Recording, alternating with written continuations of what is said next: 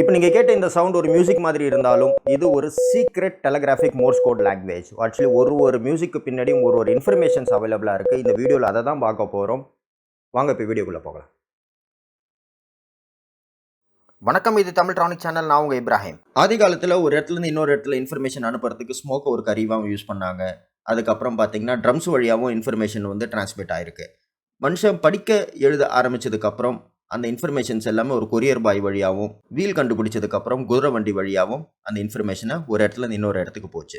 Later 16th and 18th சென்ச்சுரியில் பார்த்தீங்கன்னா புறா வழியாகவும், அதுக்கப்புறம் வந்து பார்த்தீங்கன்னா வாட்டர் பாட்டிலில் வச்சு கடல் வழியாகவும் இன்ஃபர்மேஷனை டிரான்ஸ்மிட் பண்ணாங்க. சயின்ஸ் அண்ட் டெக்னாலஜி வந்ததுக்கப்புறம் ஒரு சைன் போர்டு வழியாக கூட இன்ஃபர்மேஷனை டிரான்ஸ்மிட் பண்ணதை நம்மளால் பார்க்க முடியுது. ஆனால் இத்தனை ப்ராசஸும் பார்த்தீங்கன்னா ரொம்ப டைம் கன்சியூமிங் ப்ராசஸாக இருந்தது. இது மாதிரி இன்ஃபர்மேஷன் லேட்டாக போய் சேர்றதுனால பாதிக்கப்பட்ட சாமுவல் டி மோர்ஸ் பார்த்தீங்கன்னா அவங்களுடைய ஒய்ஃப் இறந்த இன்ஃபர்மேஷன் அவருக்கு ரொம்ப லேட்டாக வந்து சேர்ந்ததுனால இவரால் ஃப்யூரலுக்கு போக முடியல. இதனால் ரொம்ப பாதிக்கப்பட்ட அந்த சாமுவல் டி மோர்ஸ் என்ன பண்ணுறாரு, 1836 இதுக்கு ஒரு சொல்யூஷன் கண்டுபிடிக்கணுன்றதுக்காக கண்டுபிடிச்சது தான் இந்த சீக்ரெட் டெலகிராஃபிக் மோர்ஸ் கோடுன்ற ஒரு லாங்குவேஜ். இன்றைக்கி இருக்கிற டெக்னாலஜி பார்த்தீங்கன்னா 0Gலேருந்து ஆரம்பித்து 5G வரைக்கும் வந்தாச்சு. இன்ஃபர்மேஷன்ஸ் எல்லாமே டிஃப்ரெண்ட் ஃபார்ம்ஸில் வந்து நம்மளால் ட்ரான்ஸ்மிட் பண்ணி ரிசீவ் பண்ண முடியுது. இது எல்லாத்துக்கும் முன்னோடின்னு பார்த்தீங்கன்னா இந்த மோர்ஸ் கோடுன்ற டெலகிராஃபிக் லாங்குவேஜ். இந்த வீடியோவை கம்ப்ளீட்டாக பாருங்கள். மோர்ஸ் கோட்னா என்ன, அது எப்படி ட்ரைன் அப் பண்ணிக்கலாம், எப்படி நம்ம அண்டர்ஸ்டாண்ட் பண்ணிக்கலாம், இதனால் என்ன யூஸ், எல்லாத்தையும் நம்ம ஒன்றா பார்ப்போம். Morse code dot and dashes இது மட்டுமே காம்பினேஷன் யூஸ் பண்ணி வர ஒரு லாங்குவேஜ். டாட் எல்லாம் டீனோ, டேஷஸ் எல்லாம் டானோ ப்ரொனவுன்ஸ் பண்ணணும். ஃபார் எக்ஸாம்பிள் ஏ அப்படின்னு எடுத்துட்டிங்கன்னா அது வந்து டிடா அப்படின்னு சொல்லணும். இப்போ ஒரு கேரக்டருக்கும் இருக்கிற ஒரு சவுண்டையும் எப்படி சவுண்டு ஜென்ரேட் ஆகுது, அது எப்படி ப்ரொனவுன்ஸ் பண்ணலான்றதை பார்க்கலாம். இப்போ ஏ எடுத்துக்கிட்டிங்க அப்படின்னா டிடா. பி பொறுத்த வரைக்கும் டா டிடிட். சி டாடிட்.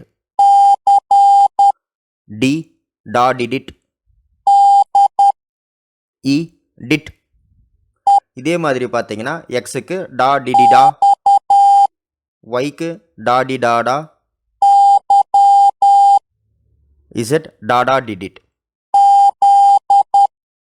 ஸோ நம்ம நாட்டில் நேச்சுரல் டிசாஸ்டர் பார்த்தீங்கன்னா அது ஃப்ளட்டாக இருக்கட்டும், இல்லை எர்த்குவாக்காக இருக்கட்டும், எங்கே எலக்ட்ரிசிட்டி ஃபுல்லாகவே டவுன் ஆகுது, யாரு கூட கம்யூனிகேட் பண்ண முடியல, மொபைல் ஃபோன் டவுன் ஆகிருக்கு. அந்த கேசஸில் பார்த்தீங்கன்னா இன்றைக்கி வரைக்கும் இந்த மோர்ஸ் கோட் டெலகிராஃப் லாங்குவேஜை வந்து ஒரு கம்யூனிகேஷன் டூலாக யூஸ் பண்ணிக்கிட்டு தான் இருக்காங்க.